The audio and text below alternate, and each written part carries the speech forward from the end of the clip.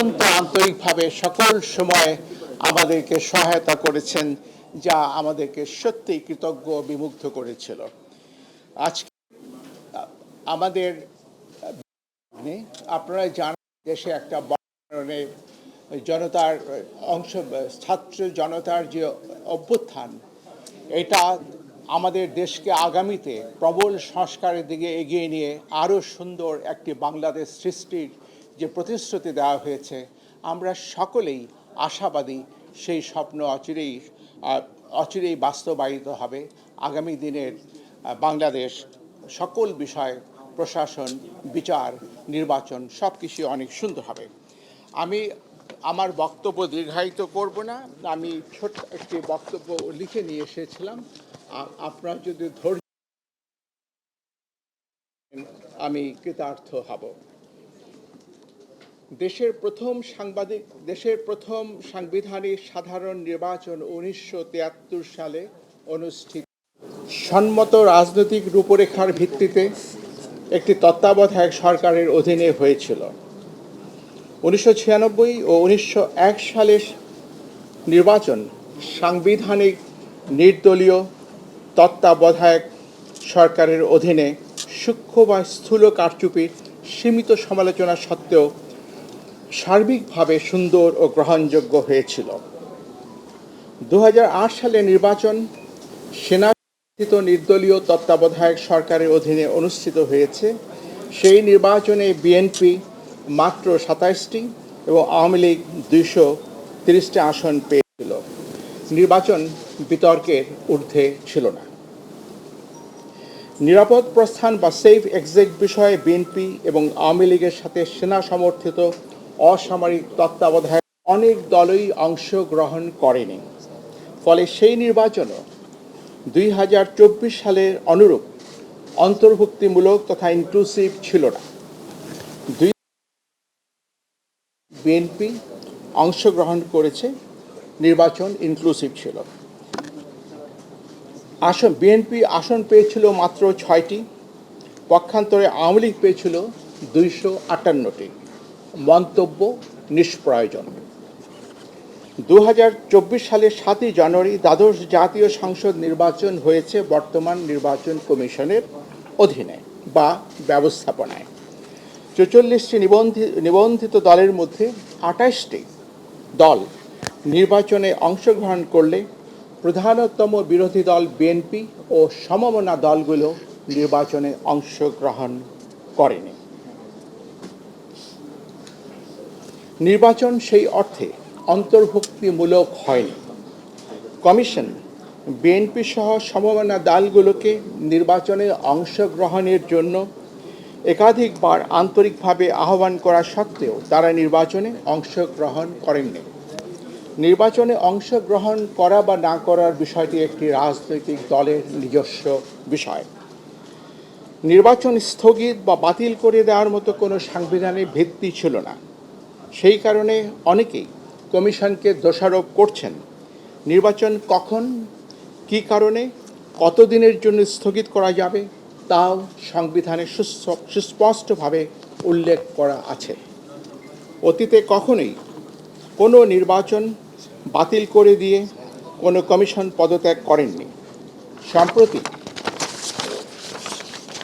ভেঙে দেওয়া সংসদের 299টি আসনে নির্বাচন প্রার্থীদের মধ্যে ব্যক্তিকেন্দ্রিক প্রতিযোগিতার মাধ্যমে হয়েছে, দলের মধ্যে নয়। 299টি আসনে 1969 জন প্রার্থী প্রতিদ্বন্দ্বিতা করেছেন। নির্বাচন নিষ্পন্ন করা অতিশয় কঠিন একটি কর্মযজ্ঞ। নির্বাচন গ্রহণযোগ্য না হওয়ার সকল দোষ ও দায়িত্ব সকল সময় কেবল নির্বাচন কমিশনের উপর এককভাবে আরোপ করা হয়ে থাকে। একটি কমিশন না হয় অসৎ বা পক্ষপাতদুষ্ট হতে পারে, কিন্তু সকল সময় সকল কমিশনই অসৎ বা পক্ষপাতদুষ্ট হতে পারে না। কমিশন বিভিন্ন কারণে নির্ভেজাল গ্রহণযোগ্য নির্বাচন করতে অক্ষম বা অসমর্থ হতে পারে। বিদ্যমান ব্যবস্থা আমাদের বিশ্বাস কেবল কমিশনের পুনর্বিন্যাসের মাধ্যমে অবাধ, নিরপেক্ষ, কালো টাকা ও পেশিশক্তি বিবর্জিত এবং প্রশাসন ও পুলিশের প্রভাবমুক্ত নির্বাচন নিশ্চিত করা যাবে না। নির্বাচন পদ্ধতিতে দুর্ভেদ্য মৌলিক সংস্কার প্রয়োজন হবে। রাজনৈতিক সংস্কৃতি ও আচরণে এবং বিশেষত প্রার্থীদের আচরণে পরিবর্তন অবশ্যই প্রয়োজন হবে।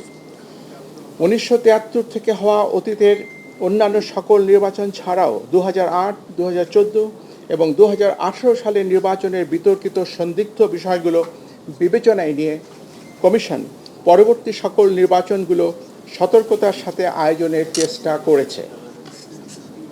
জাতীয় এবং স্থানীয় সরকারের বিভিন্ন স্তরের নির্বাচনে দিনের বেলায় ব্যালট পেপার প্রেরণ, কতিপয় উপনির্বাচনে ভিডিও পর্যবেক্ষণ, ইভিএমের ব্যবহার, দেশের সকল জেলায় একই দিনে, তবে প্রতিটি জেলার প্রশাসনিক সীমানার মধ্যে মাঝে 3 থেকে 5 দিন বিরতি দিয়ে 5 থেকে 6টি ধাপে নির্বাচন অনুষ্ঠান, সরকারি কর্মকর্তাদের ব্যাপকভাবে রদবদল ইত্যাদি গৃহীত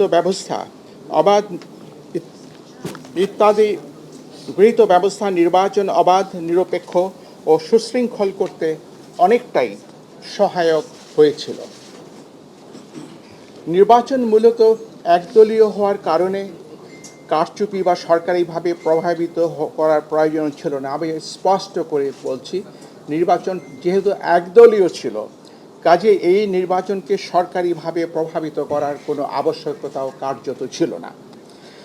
নির্বাচন দলের ভেতরেই হয়েছে, মধ্যে হয়নি, উইদিন হয়েছে, বিটুইন হয়নি। কমিশন দায়িত্ব গ্রহণের পর থেকে 2 বছর সময়ে ইউনিয়ন পরিষদের 992টি, উপজেলা পরিষদের 496টি, জেলা পরিষদের 71টি, পৌরসভার 90টি এবং সিটি কর্পোরেশনের 16টি নির্বাচন করেছে। নির্বাচনগুলোর সততা, সিদ্ধতা, নিরপেক্ষতা, অবাধ হওয়া নিয়ে অতীতের ন্যায় ব্যাপক বিতর্ক বা সমালোচনা হয়নি।